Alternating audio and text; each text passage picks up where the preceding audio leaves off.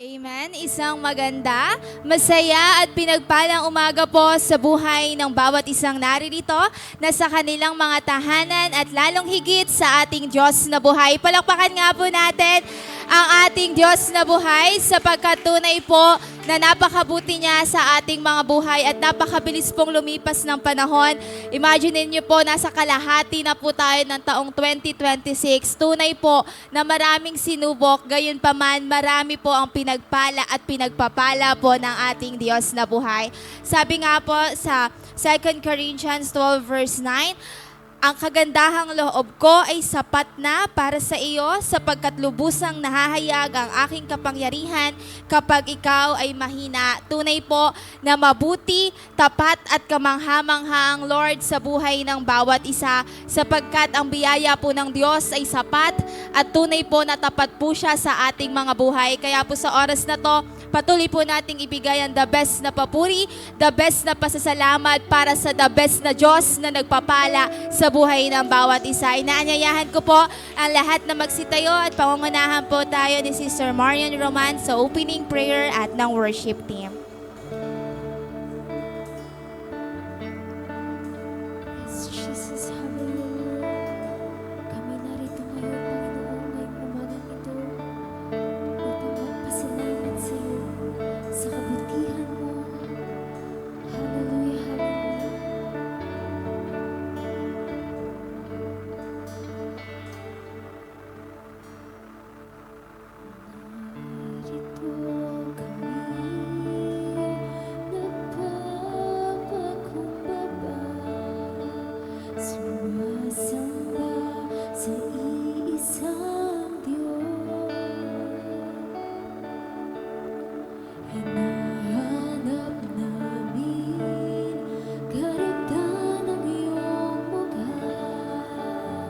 Sumasamo sa iyong pagkilos.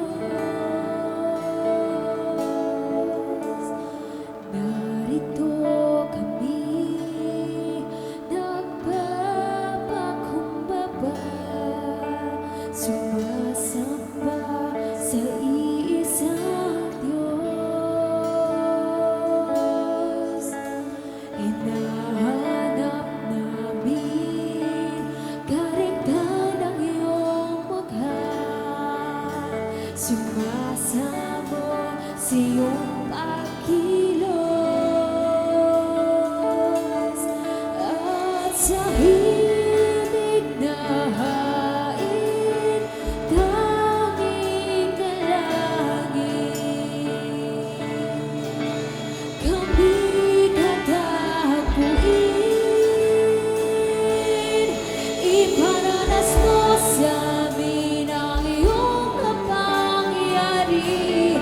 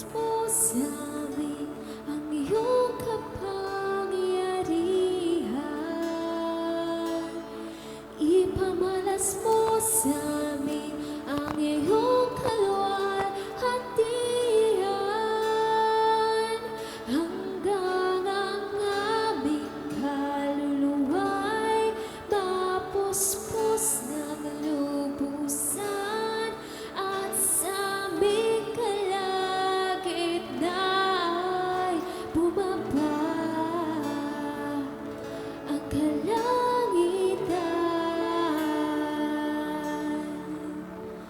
Dakilang iyong ngalan. Dakilang iyong ngalan. Dakilang iyong ngalan.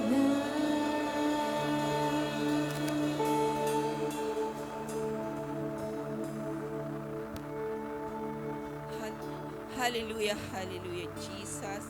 Lord, we worship you, Lord. We glorify you, Lord, with your holy name, O God, Jesus. Lord, pinupuri ka po namin, Panginoon. Sinasamba po namin, Lord, sa iyong pinakamataas na pangalang Jesus. At Lord, isugo mo po ang iyong banal na Espiritu, Lord, upang patuloy na manguna sa amin, Lord, sa aming pagsamba, O God, Jesus. At Lord, patuloy po namin nilalapit sa iyo at itinataas sa iyo, Panginoon, itong aming pagsamba. Lord, ikaw po ang Diyos na buhay na patuloy na gumabay sa amin, Panginoon, ang banal na Espiritu mo, Lord, ang bumaba sa aming harapan, Panginoong Jesus. At Lord, patuloy po namin tinataas sa iyo, Lord, ang gawain namin ito, Panginoon.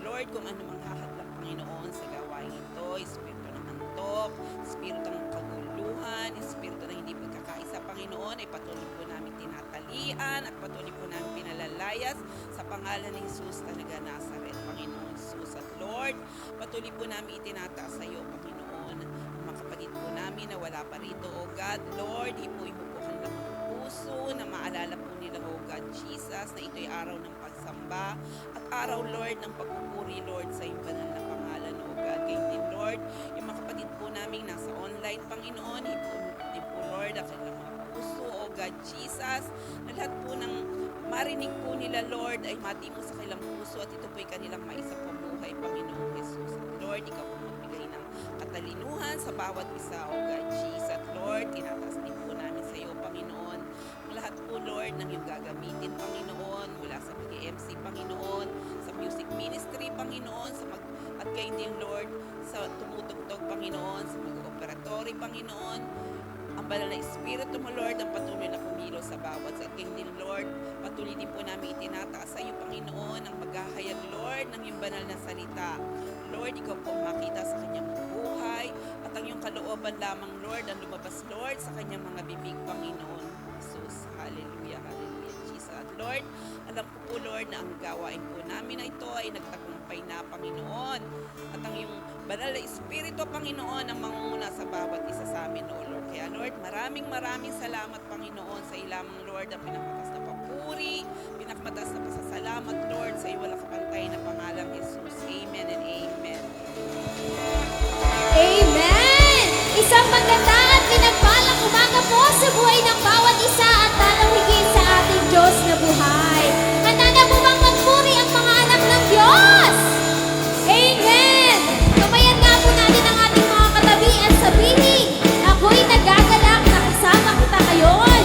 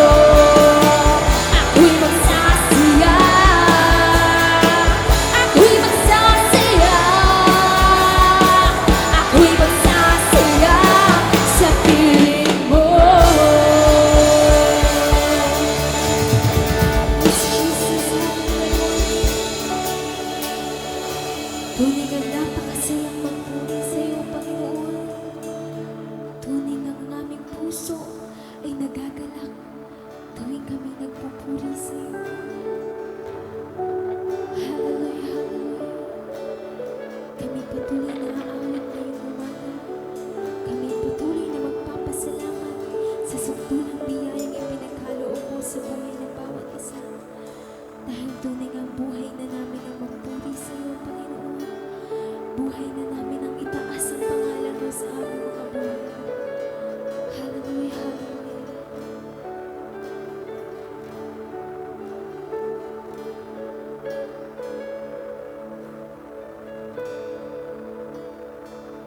Sa bawat araw,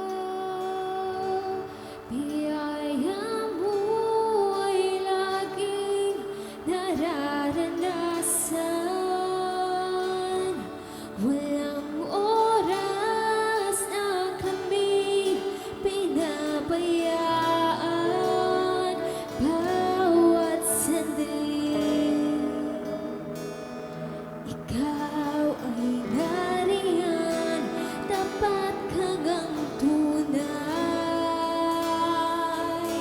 Sa bawat araw, pag-ibig mo ay laging nararanasan.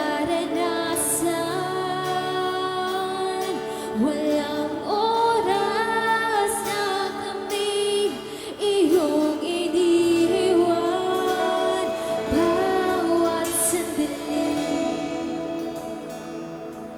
ikaw ay nariyan, tapat kang tunay. Kaya naman, O Diyos, wala kaming ibang nais kundi ang ibalik sa iyo ang lahat ng pagsamba.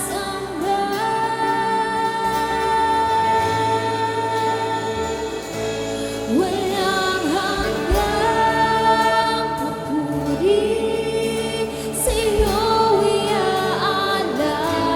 Walang hanggang pasasalamat sa iyo ibibigay. Napakabuti mo, Diyos, sa aming buhay. Mula noon hanggang ngayon, di ka nagbabago, tapat kailanpaman.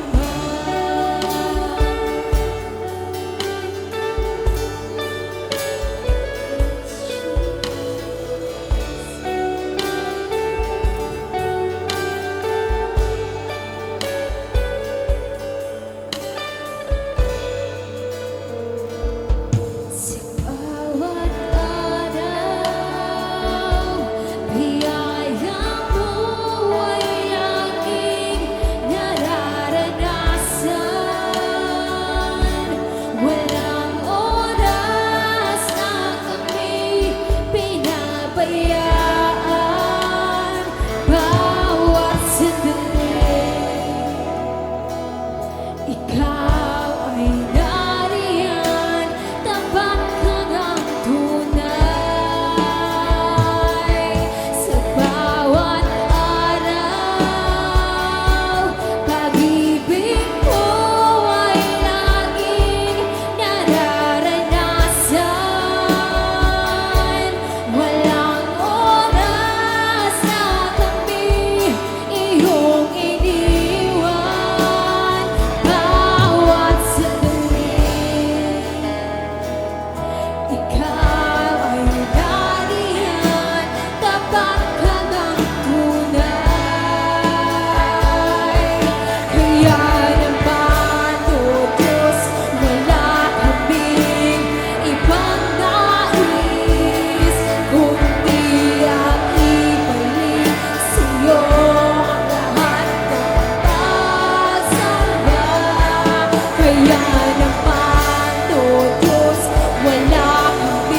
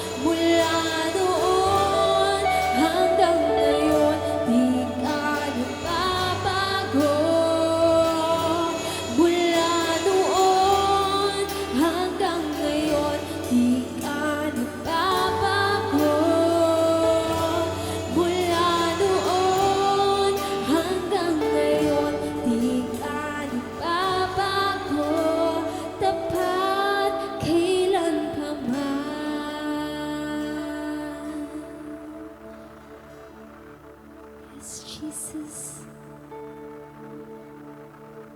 Ika'y tapat, Panginoon, mula noon hanggang ngayon. Kaya't kami patuloy na magtitiwala sa iyo. Kami patuloy na maniniwala sa kabutihan at kadakilaan mo, Panginoon. Hallelujah, hallelujah.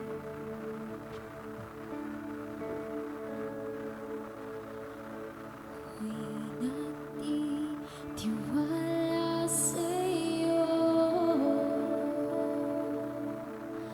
Salita mo ang tanging sandigan ko. Ako'y nagtitiwala sa iyo. Kalakasan ko'y nanggagaling sa iyo. Ako'y nagtitiwala sa iyo. Salita mo ang tanging sandigan ko. Ako'y nagtitiwala sa iyo. Kalakasan ko'y nanggagaling sa iyo.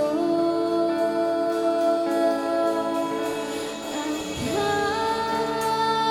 kahit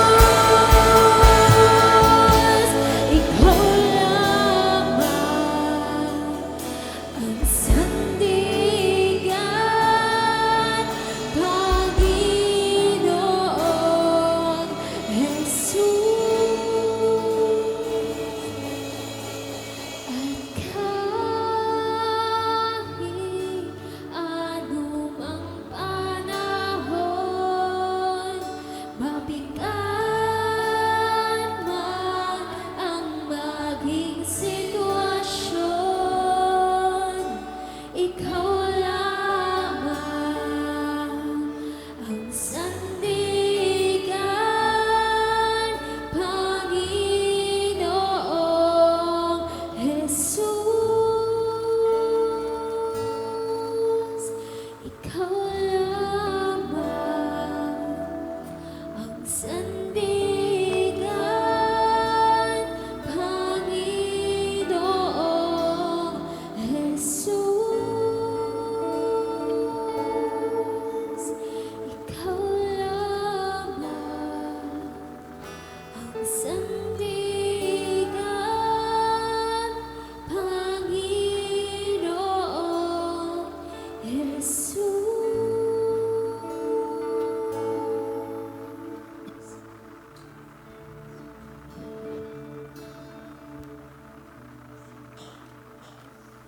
Kami po, O Diyos, ay nagpapakumbaba palagi sa inyong harapan. Kayo ay Diyos na omnipotent, makapangyarihan sa lahat. Sa pangalan ni Jesus, may kaligtasan. Sa pangalan ni Jesus, may kagalingan. Sa pangalan ni Jesus, may kapatawaran. Sa pangalan ni Jesus, may kalayaan. Sa pangalan ni Jesus, may tagumpay. Kayo po ang aming Jehovah Nisi, ang aming watawat, ang aming bandila, O Diyos. Sabi niyo po sa 2 Corinthians 3:17, kung saan naroon ang banal mong Espiritu, nandun po ang kalayaan. Salamat sa pagbisita, pagdalo ng Holy Spirit sa aming kalagitnaan. Anoint us. Bless niyo po ang bawat isang naririto. Maging po mga nasa tahanan, mga nasa ibang bansa, lahat ng aming mga followers, viewers, bless them, O Diyos. Empower them by the power of the Holy Spirit, O Diyos. Sa umagang ito, salamat po na sa inyo lamang kami umaasa. Not by might nor by power, but by the Spirit, says the Lord. We are blessed. In Jesus' name we pray. Amen and amen.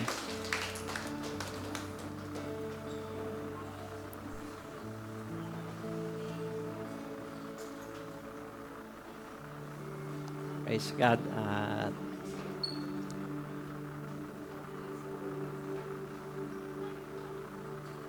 Sabihin niyo po sa inyong katabi, magtatagumpay ka. Ayan. Amen? Kasi po, nanalo na si Jesus sa krus ng Kalbaryo. Diba? Sabi po sa Colossus 2:15, sa pamamagitan ng kamatayan ni Jesus, sa krus ng Kalbaryo, ay kanya nang nilupig ang pinuno ng sanlibutan ito at ipinarada na parang bihag sa madla bilang katunayan ng kanyang pagtatagumpay. So, ang Diyos natin ay mananagumpay.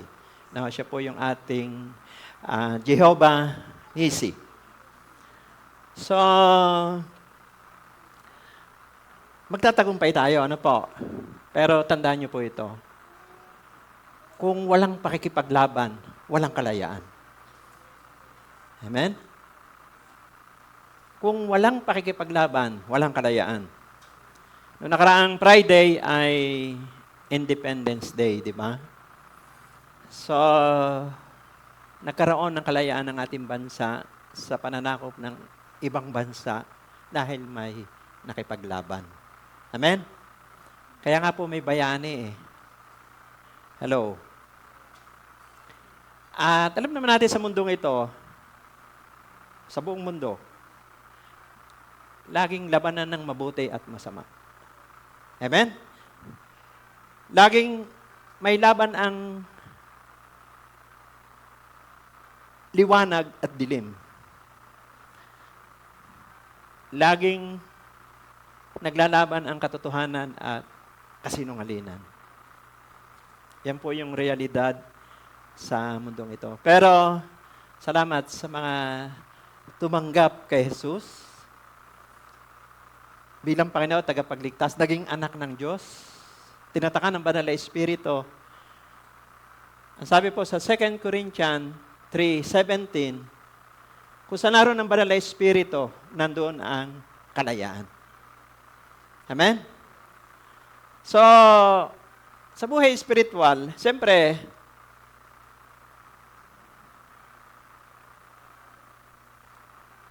sa spiritual namang kalagayan natin, lagi tayo nakikipaglaban sa kasalanan. Amen? Nasa mundo pa tayo eh. Sabi mo sa iyong katabi, nasa mundo pa tayo. Kaya po ang title ng ating message ngayong umaga, sabi diyan, Always win at war. Tanggapin natin, nasa digmaan tayo. Amen? Yan ang buhay Kristiyano. So, handa na po ba ang bawat sa atin? Yan.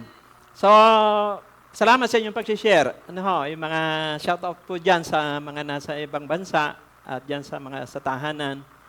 Kaya napakahalaga na ito'y maipasa din natin sa iba kasi ang labanan hindi talaga physical. Amen? Kung physical ang laban, ay wala pong panalo. Amen? At ang nagpapatunay po dyan ay ito pong sinasabi ni Pablo. Dito po sa 2 Korinto, chapter 10, verse 3 to 5.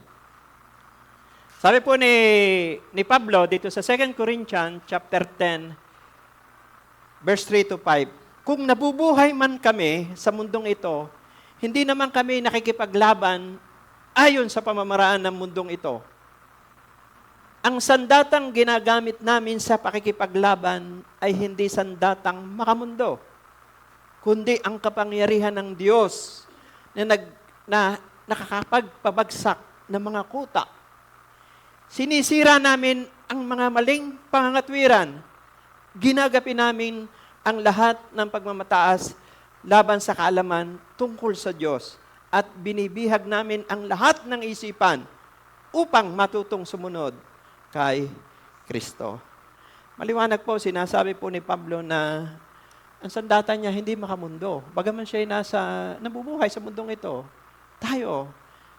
Pero sabi niya, ang sandata niya hindi pamamaraan ng mundo. Hindi sandatang makasanlibutan. Hindi po tangke. Amen? Hindi po granada. Hindi po tabak o balisong. Ang sabi niya, ang kanyang sandata ay may kapangyarihan ng Diyos na nakakapagpabagsak, nakakapagpaguho ng mga putak. Amen? Kaya po, hindi po ito alam ng maraming tao.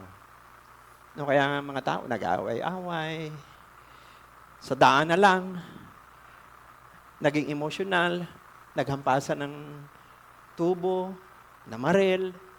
Ilan na pong namatay sa daan dahil sa emotional feeling.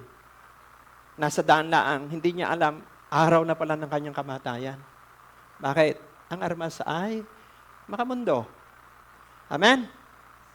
Ngayon po umaga, may matututunan tayo. How to always win at war. Yan. Paano magwawagi tayo sa labanan sa mundong ito? Number 1, know our enemy. Sabi mo sa iyong katabi, kailangan alam mo ang iyong kalaban. Amen? Di ba sabi po, si Pablo, alam na alam niya yung kalaban niya. Kaya doon sa verse 3, sabi po sa verse 3, kung nabubuhay man kami sa mundong ito, hindi naman kami nakikipaglaban ayon sa pamamaraan ng mundong ito.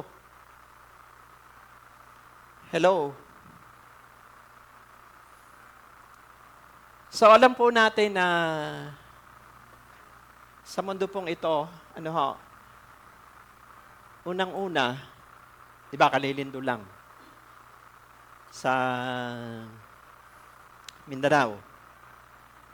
Yan ay na-mention ko na dito. Minsan nung ako nagturo Ang tawag dyan sa mga lindol, natural evil calamities. Mga bagyo, mga sakit, mga accident. Amen? Pati po yung kahirapan, pestilences. Ayan, natural evil calamities. Ibig sabihin nakikita natin. Nararamdaman natin. Anong gagawin mo dyan pagka nandyan na yan? Hello? Wala tayong control. Sabihin mo sa katabi, wala tayong control. Kontrolado ba natin lindol? Kontrolado ba natin ang mga bagyo? Wala. Wala nang magsasabi. Kalaban natin yan. Paano mo gagapin yan? Yung moral evil calamities, sarili natin yon. Amen? Diba? Eh, nasa mundo pa tayo eh. Kaya nga sabi ni Pablo, bagaman ako'y nabubuhay sa mundong ito, hindi ako nag-ooperate sa laman. Totoong nasa laman tayo. Kasi flesh to eh. Pero yan, isa din sa kalaban natin. Yung lust of the flesh, lust of the eyes, itong mata natin, kalaban natin yan eh. Maraming nakikita yan eh. Pride of life. Moral evil calamities yan. At ito ang pinakamabigat, yung pangatlo. Mahirap makipaglaban sa hindi nakikita. Amen? Spirito ito, hindi mo nakikita. Amen? Sino yan? Yung supernatural evil calamities, si Satanas yan. Hindi natin nakikita yan, spirito yan eh. Yung mga witchcraft, yung mga satanism, hypnotism, mga occultism, hindi natin nakikita yan. Paano natin lalabanan yan? Amen? So kaya, hindi po makamundo yung ating sandata. Hello? Alam niyo po may kwento. Meron pong isang magsasaka. Salamat po sa ulan. Palakpakan po natin ang Diyos sa pagbuhos ng ulan. At yun po ibiyaya po ng Diyos para sa mga naglalagay ng palay, nagtatanim ng halaman. Alam niyo po, meron isang magsasaka na may alaga siyang kabayo. Ngunit, ang kanyang alagang kabayo ay laging nakakawala. Lagi pong nakakalayas. At lagi naman niyang araw-araw hinahabol. Lagi niyang hinahabol yung kanyang kabayong nakakalayas. At lagi din siyang pagod na pagod. Mahabang panahon na pagod siya. Dahil nakakawala yung kabayo. Nung siya'y pagod na, at siya'y namamahinga, habang siya'y namamahinga, napansin niya, dun sa bakod ng kulungan ng kabayo ay may malaking butas. Amen? Nakita niya na hindi pala kabayo ang problema. Amen? Ang problema pala ay yung malaking butas sa bakod na dinadaanan ng kabayo. Kaya ang ginawa po niya, sinaraduhan niya yung malaking butas na yon ng bakod. At hindi na siya napagod. Hindi na nakakalayas yung kabayo. Amen? So, ganyan po sa ating buhay. Kailangan ma-identify natin, sino ba talaga ang kalabang ko? Hello? Yan po yung sinasabi po ni Pablo. Ano ho? Sabi po sa Ephesians 6, verse 12. Sabi po ni Pablo, Ephesians 6:12, sapagkat hindi tayo nakikipaglaban sa mga tao. Maliwanag.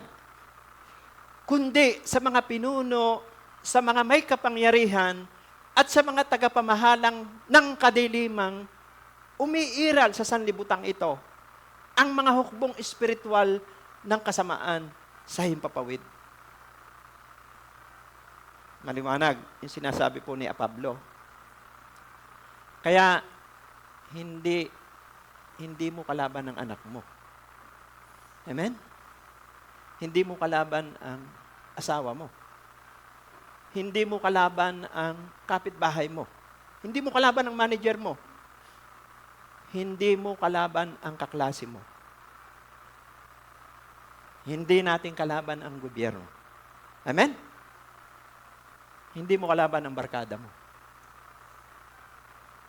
Ay sino ang kalaban natin? Amen? Hello? So, marahil ay, di ba minsan ay naranasan po natin yung familiar spirit, yung paulit-ulit na kasalanan, paulit-ulit na sakit at karamdaman. So dapat ma-diagnose natin. Ano ba ang dapat takbang butas? Amen? Ano ba ang dapat saraduhang butas? Amen? Ma-close yung gates, yung doorways. Sabi po ni Pablo, sa 1 Peter 5:8-9, maging handa kayo at magbantay. Ang dyablo, ang kaaway ninyo ay parang liyong umaatungal at hali-aligid na naghahanap ng masisila. Huwag kayong matatakot sa Kanya at magpakatatag kayo sa inyong pananampalataya sa Diyos. Tulad ng alam ninyo, hindi lamang kayo ang nagtiis ng ganitong kahirapan, kundi pati ang inyong mga kapatid sa buong daigdig. So, hindi lang naman pala tayo kundi po, even sina Pedro, yung mga alagad noon, nakaranas din ng pakikipaglaban. Amen? Kaya nga po, sabi ko kanina, kung wala pong pakikipaglaban, walang kalayaan. Amen?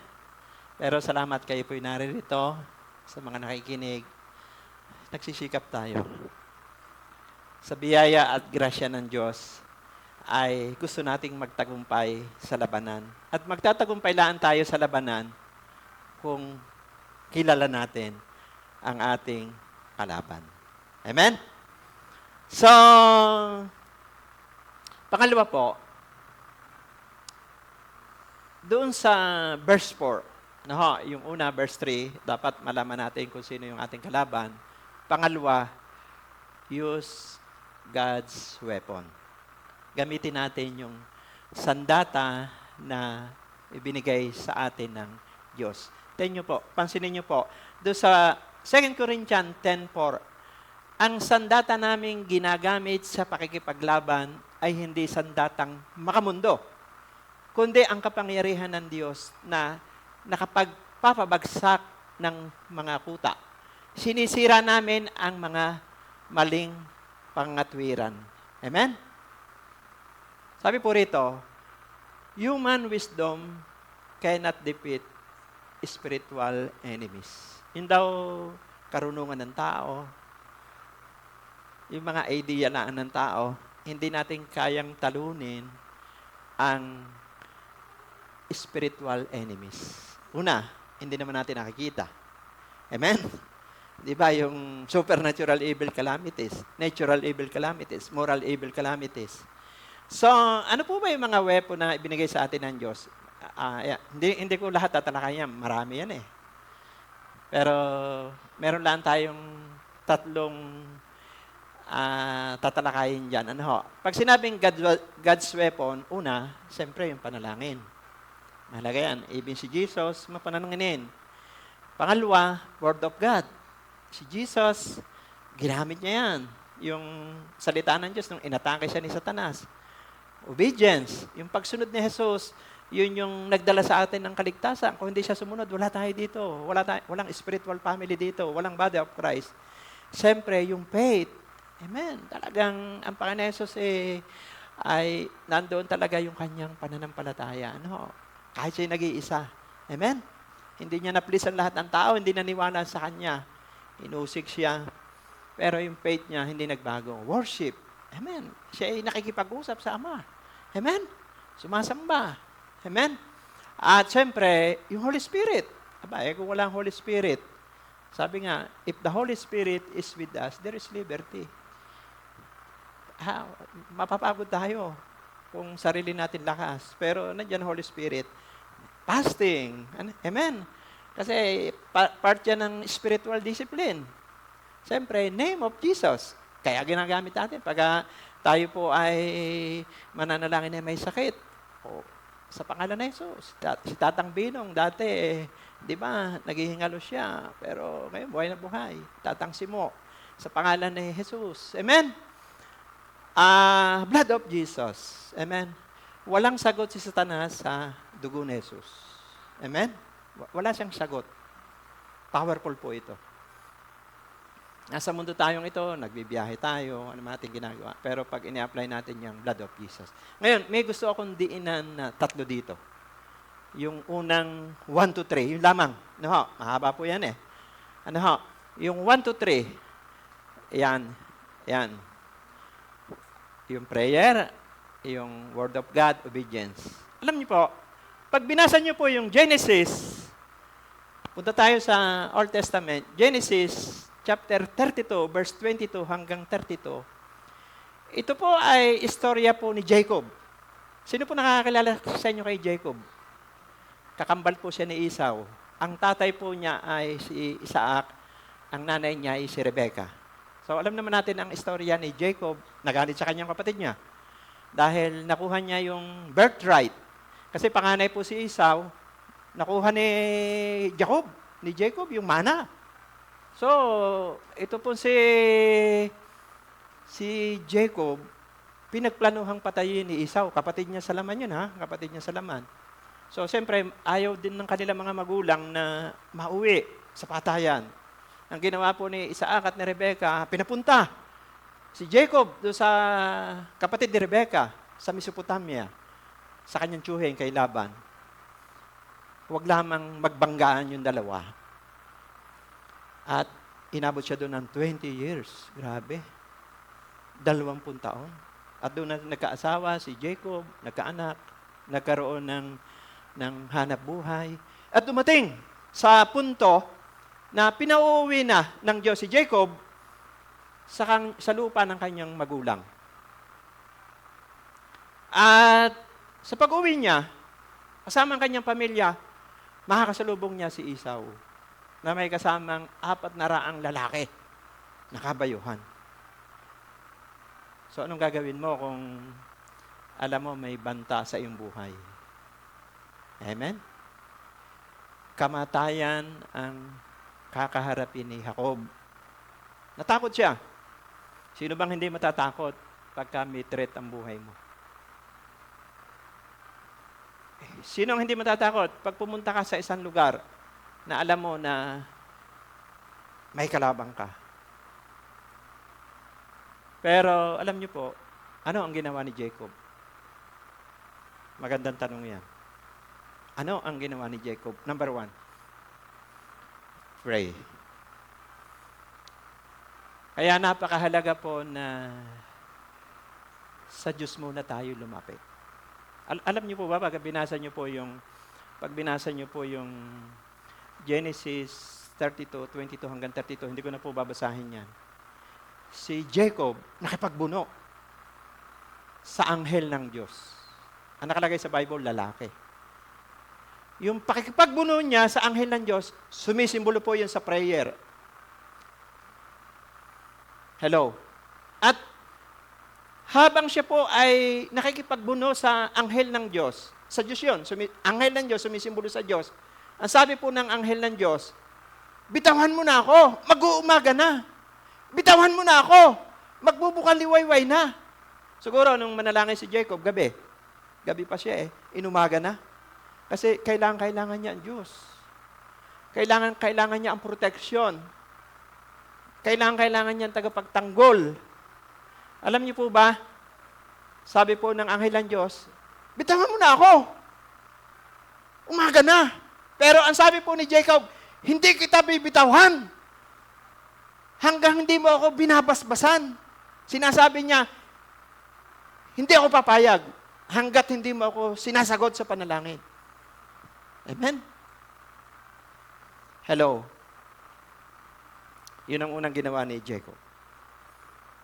Nanalangin siya. Kaya sa buhay natin, dapat, yun talaga Yun ang basic Sabi mo sa katabi, yun ang basic.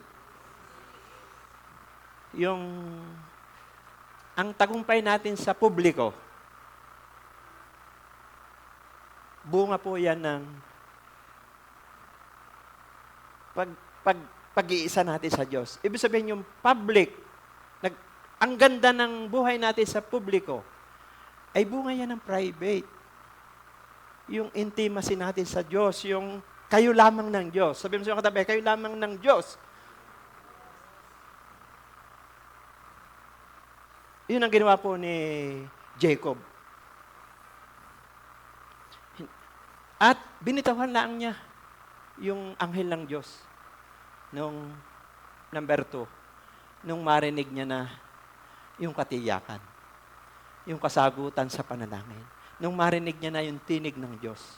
Pagka binasa niyo po yung Genesis 32 verse 28, pag binasa niyo yan, ang sabi po ng anghel ng Diyos kay Jacob, mula ngayon, Jacob, mula ngayon, hindi na Jacob ang itatawag sa iyo, Israel na, dahil nakipaglaban ka sa Diyos at sa tao, at ikaw ay nagtagumpay. Ano ba sa spiritual yon? Sinasabi ng Diyos, sinagot ka na sa panalangin mo. Amen? Nanalo ka na. Amen? Doon niya binitawhan yung anghel ng Diyos. Nung narinig niya na ang salita ng Diyos. Sa ating buhay, pag tayo'y nananalangin, nagsusumbong tayo sa Diyos. Pero, dapat, pangalawa, huwag mawawala ang salita ng Diyos. Kasi, kapag tayo nananalangin, tayo nagsasalita dyan eh. Pagka naman nagbabasa tayo ng Biblia, ang Diyos ang nagsasalita sa atin. Kaya, napakahalaga ng devotion. Sabi mo sa katabi, napakahalaga ng devotion. Bago ka pumunta sa trabaho, bago ka mag-aral, o naman gagawin mo, dapat may word. May nare-receive, may natatanggap tayo araw-araw na word ng Diyos. Kasi marami tayong tinig na marinig sa mundong ito. Amen? Hello? At dahil nagkaroon na nakarinig na si Jacob, nagkaroon na siya ng kapayapaan. Napawi na yung takot sa kanyang puso. Napansin niyo po ba na pagka klarado yung word sa atin ng Diyos, may kapayapaan tayo. Kahit may pagsubok, kahit may problema. Pero alam mo, deep inside, nagsasalita ang Diyos sa atin. Amen? May iniingatan kang salita ng Diyos sa puso mo, pinanghahawakan mo yun. Kahit ang daming negative na nakikita mo, ingay. Amen?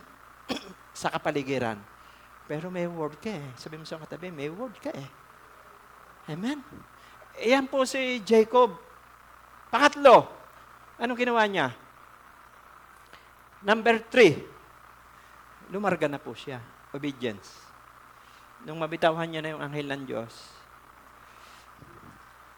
handa niya nang harapin si Esau na makakasalubong niya na may 400 tao. May banta sa kanyang buhay. Pero alam niya, sinagot na siya ng Diyos. Amen? Tiyak siya na nakatagpo ko ang Diyos. Amen? Nanalo ako sa panalangin. Kaya nga ang unang laban, tuhod eh. Yung panalangin eh. Alam niyo po ba, pag binasa niyo po yung Genesis 33, verse 3 to 4, nung magkita sila ni Esau. Amen? Si Esau na dating galit sa kanya, may banta sa buhay. Alam niyo po, kasi nga nasagot na si Jacob eh. Nagyakapan silang magkapatid. Amen? Sabi po doon, nag-iyakan sila. Amen? Hello? Nalimutan ang mga nakaraan. Amen? Nawala yung mga sugat sa kanilang puso. At naayos po ang kanilang relasyon. Because, dahil sa panalangin. Amen? Dahil sa salita ng Diyos, pagsunod po ni Jacob. Alam niyo po, sabi sa Proverbs 16 verse 7, pag naging kalugod-lugod po tayo sa Diyos, sabi po doon, pag naging kalugod-lugod tayo sa Diyos, pati kaaway natin ay maaayos. Amen? Proverbs 16 verse 7. So, kasi kailangan natin yun po yung sandata eh. Kasi, kahit wala kang Armalite, amen? Kahit wala kang 45, kahit wala kang AK-47, amen? Basta prayerful ka. Amen? Basta may salita ka ng Diyos at sumusunod ka sa kalooban ng Diyos, yun ang ating sandata. Weapon po yan galing sa Diyos. Amen? At alam niyo po ba na yung Israel, yung basang Israel, nagsimula yan kay Jacob. Amen? Yung 12 tribes of Israel. Amen?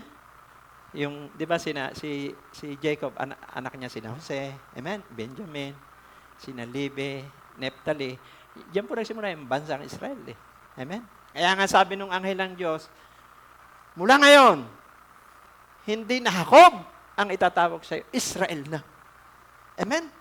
Dahil nakipagbuno ka sa Diyos, nakipaglaban. At nakipaglaban ka sa Diyos at sa tao, kayo nagtagumpay. Yun po yung konteksto po noon eh. Palakpakan po natin ang Panginoon. So, ano ba insight noon? Araw-araw nasa laban tayo. Araw-araw nasa digmaan tayo. Pero gawin natin ang tatlong ito. Amen? Pray, Word of God, bago ka sumunod. Amen? Kailangan may devotion tayo. May natututunan po ba kayo? Panghuli. Sabi po doon sa verse 5, ginagapi namin ang lahat ng pagmamataas laban sa kaalaman sa Diyos. At binibihag namin ang lahat ng isipan upang matutong sumunod kay Kristo.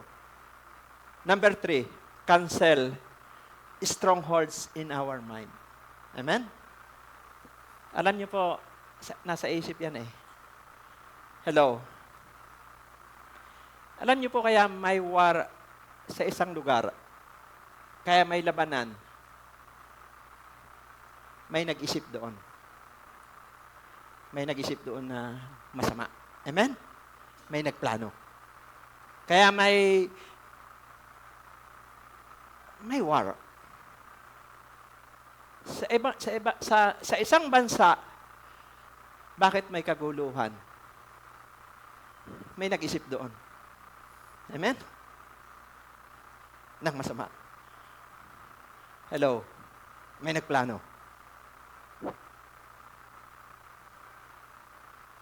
Hello? Sa Senado.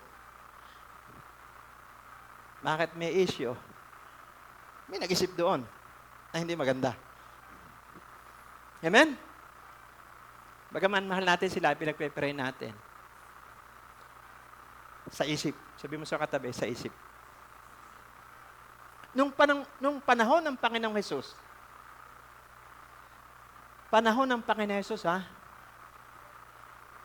bakit nagkaroon ng kaguluhan sa mga kasama niya? May nag-isip ng masama. Amen? Sino? Sabi po rito sa Lucas 22 verse 3, noon may pumasok si Satanas kay Judas, na tinatawag na Iscariote, na kabilang sa 12. Sa panahon pa pala ng Panginoon Hesus, may stronghold na sa kaisipan ng tao. Sa Old Testament, bakit nagkaroon ng kaguluhan sa daigdig? May nag-isip din ng maling kaisipan. Sino yon? Si Eva at si Adan. Sabi po rito sa Genesis chapter 3, verse 6, ang punong kahoy ay napakaganda sa paningin ng babae at sa palagay niya ay masarap. Ang bunga nito, tingnan niyo po ito, yung kasunod na verse noon, naisip din niya, nakahanga-hanga ang maging marunong, kaya't pumitas siya ng bunga at kumain ito. Binigyan niya ang kanyang asawa at kumain din ito. Kaya nagkaroon ng kaguluhan sa daigdig. Amen? May nag-isip ng masama. Hello? Ano po bang nag-o-occupy sa ating isipan? Kayo po nakikinig ngayon sa live stream sa ibang bansa. Ano po ang nag-o-occupy sa ating kaisipan sa panahong ito, sa kasalukuyan? Negatibo po ba yan? Pag-aalinlangan po ba yan? Takot po ba yan? Ano? Hindi, alam natin yan eh. Ano ba nag-occupy sa isip natin? Ano ba ang karga-karga nito sa panahong ito? Yung laman ng ating isipan. Kaisipan ba yan na hindi na ako gagaling?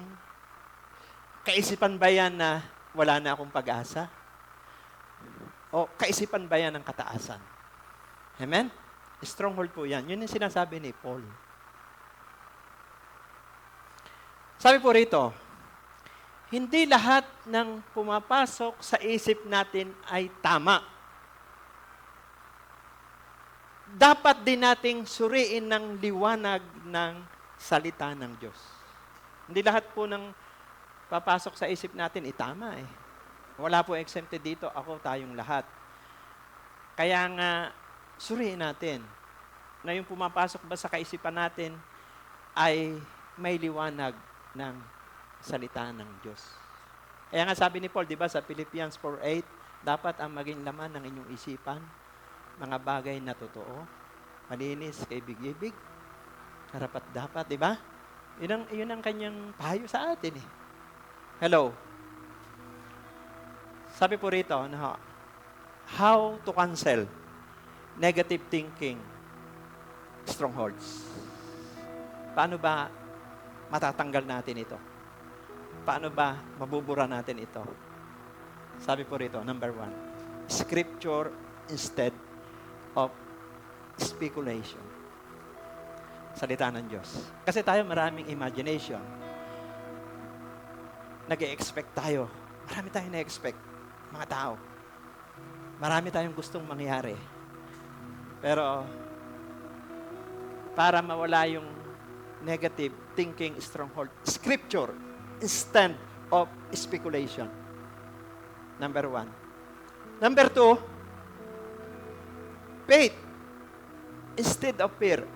Kung na-occupy na tayo ng takot, kailangan natin ng pananampalataya. Kagaya ng inawit natin kanina, ako'y nagtitiwala sa Diyos. Palakpakan natin ang Diyos sa music ministry. Faith instead of fear. Panghuli. Worship instead of worrying. Amen? Kaya, kaysa mag-alala ka, sumamba ka. Sambahin natin ang Diyos. Sabi po ni Pablo, Ephesians 4:27, sabi ni Apostol Pablo, huwag niyong bigyan ng pagkakataon ang diablo. Sabi naman ni Santiago, sa Santiago 4:7, pasahog kayo sa Diyos, salangsangin niyo ang diablo. Amen? Sabi ni Paul sa Ephesians 6:10, magpakatibay at magpakalakas kayo sa tulong ng dakilang kapangyarihan ng Diyos. Tayo po tumayo. At yan lamang po ang nais po ng Diyos sa atin. Nasa labanan tayo. How to win at war. Ano po? So, gusto po ng Diyos, nasa panig po tayo ng tagumpay. Hello. How to always win at war? Know our enemy. Dapat identify natin, kilala natin ang ating kalaban. Amen? Para masaraduhan natin yung butas. Masaraduhan natin yung doorways, dinadaanan. Pangalawa, use God's weapon. Gamitin natin. Yung mga itinuro sa atin. Yung mga natutunan natin. Hindi physical ang laban. Ano po? At pangatlo, cancelahin natin. Cancel strongholds in our mind. Huwag natin pabayaan. Pagpugaran ang kaisipan natin ng mga negatibo. Amen? Tanggalin natin yan. Kaya, worship instead worrying. Faith instead of fear. Scripture instead of speculation. Tayo po'y sumamba. Thank you, Jesus. Thank you, Holy Spirit. Thank you, Jesus. Salamat, may Panginoong Jesus kami na sumasagot sa aming panalangin.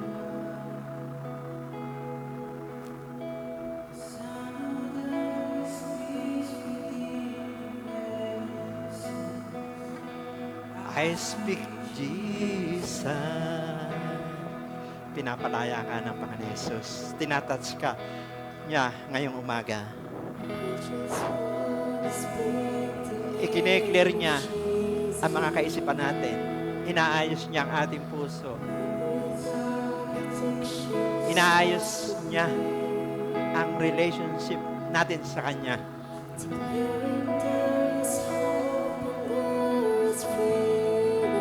Huwag kang bumatay sa iyong nararamdaman. Faith instead of fear is power. Your name is healing. Is blood. May sakit ka? Pinapagaling ka ng Diyos. Pinapalaya ka sa karamdaman mo. Nahihilo ka, nalulula ka, lumalakas ka ngayong umaga in Jesus' name.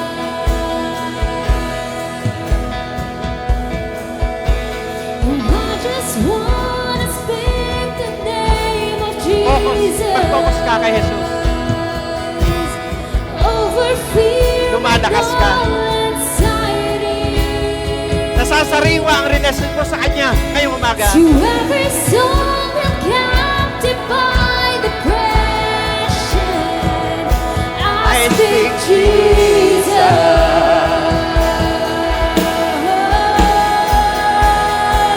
'Cause your name is power, your name is healing, your name is life. Break every stronghold. Total surrender sa Diyos. Shine through the shadows. Wala kang ititira. Burn Kung gusto mong lagwagin sa labanan, total surrender sa Diyos. Your name Surrender life is a powerful life. Your name is Surrender life is a conqueror life. Your name is love. Surrender life is overcomer life. Break every Hawak mo ang faith. Hawak mo ang dominion. the shadows. Hawak mo ang authority. Burn like Hawak mo ang vision. Tinitingnan ka ng Diyos ngayong umaga. Shout Jesus from the Tinitingnan ka ng Diyos mountains. sa iyong pamilya. Tinitingnan ka ng Diyos sa iyong trabaho. Tinitingnan ka ng Diyos sa eskwelahan. Mahalaga ang relasyon mo sa Diyos. Mahalaga ang ugnayan mo sa Diyos. Mahalaga ang panalangin mo sa Kanya. Sinasagot ka ng Diyos.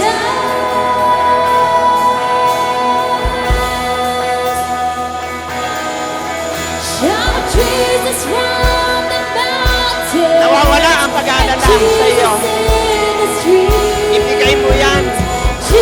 Lahat ng iyong mga pasanin, alalahanin. Ibigay mo yan sa may kontrol ng kinabukasan mo. May kontrol ng kinabukasan ng iyong pamilya. May kontrol ng iyong trabaho. May kontrol ng iyong pag-aaral.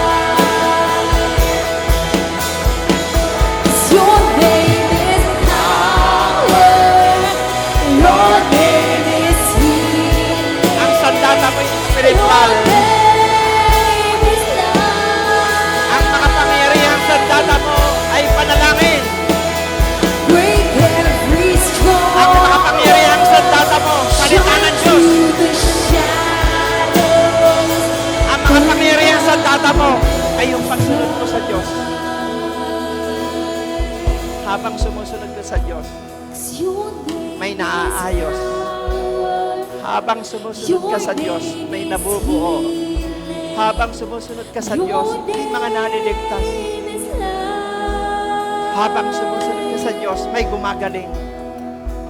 Habang sumusunod ka sa Diyos, may lumalakas.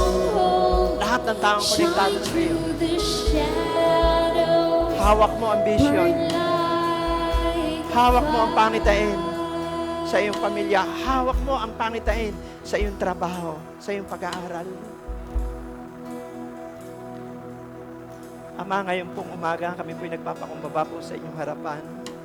Kami po na mga naririto, ama ng tahanan, ina ng tahanan, kadadalagahan, kabinataan, hanggang doon po sa maliliit na bata, yung mga nasa tahanan, na mga nakikinig ngayong umaga, yung mga nasa ibang bansa. Lord, kami po'y nagpapakumbaba. Kayo ay may kontrol ng lahat ng bagay. Wala kami magagawa kung kami po'y hiwalay sa inyo.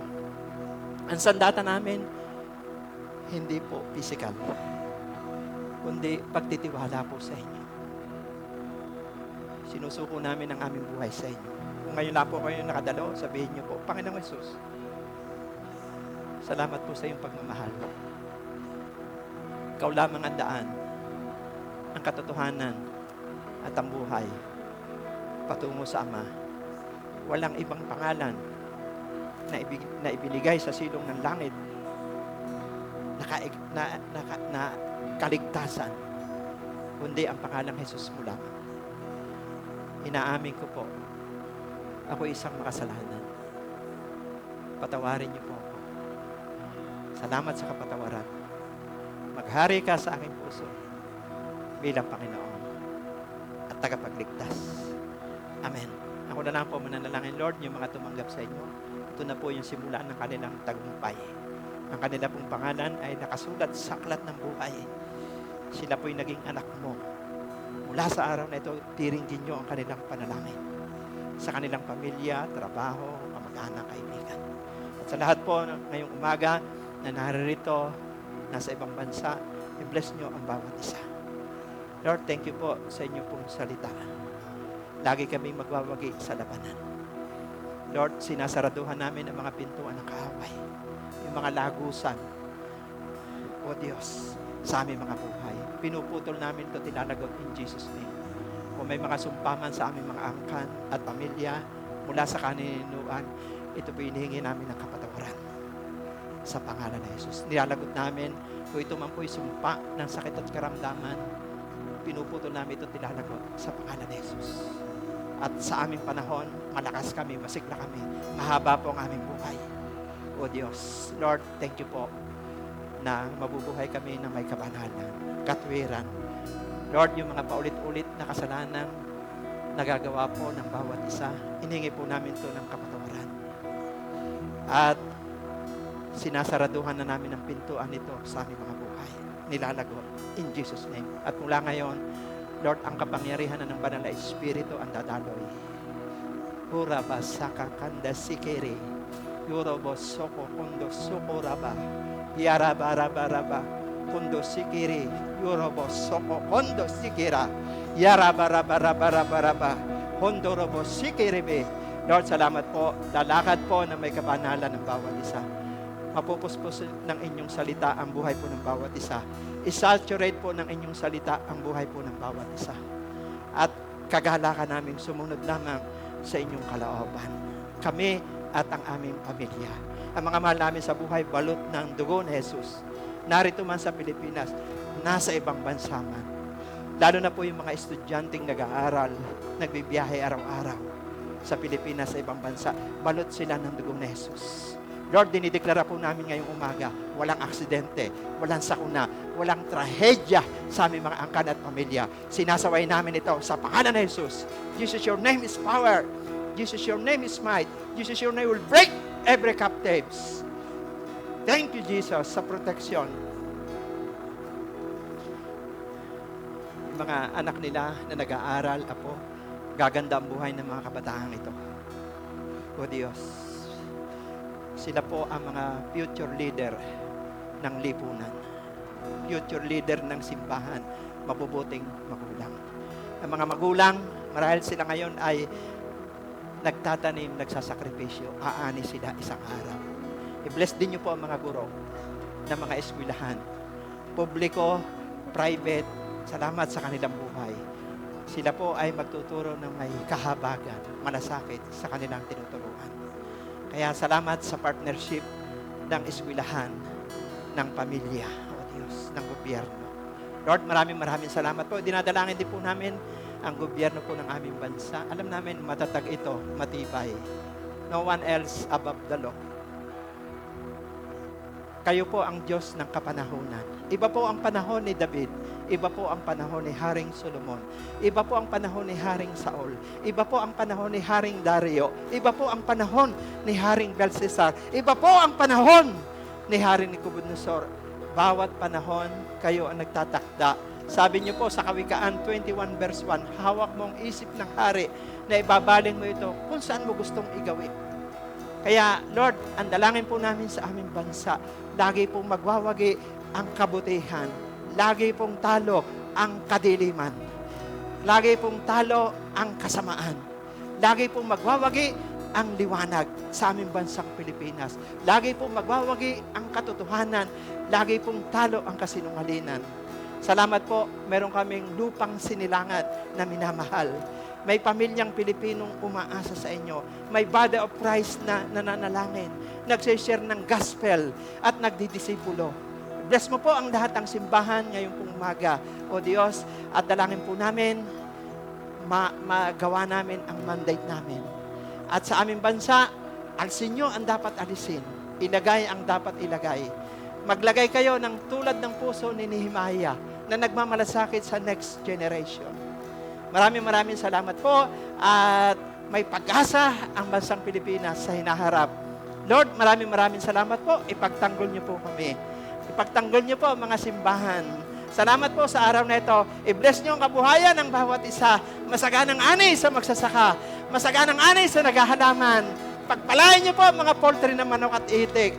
Pagpalain niyo po ang mga nagtatrabaho sa gobyerno, private sector, OFW. Lahat ng resources ng bawat siya. Paganda ito ng paganda, pabuti ng pabuti, paunlad ng paunlad. Gagawin niyo kaming ulo, hindi po kami buntot, O Diyos. Magiging channel of blessing kami. Anointing of Abraham ay dadaloy sa buhay ng bawat isa. Salamat po, O Diyos, mananatili sa amin yung anointing ng undefeated intercessor. Momentum of moving forward. Voice of hope.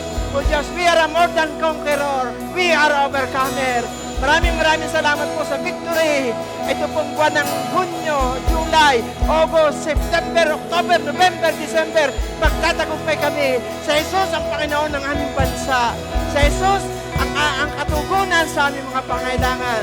Pinupuri ka namin. Dinadakila ka namin. In Jesus' name we pray. Amen and amen.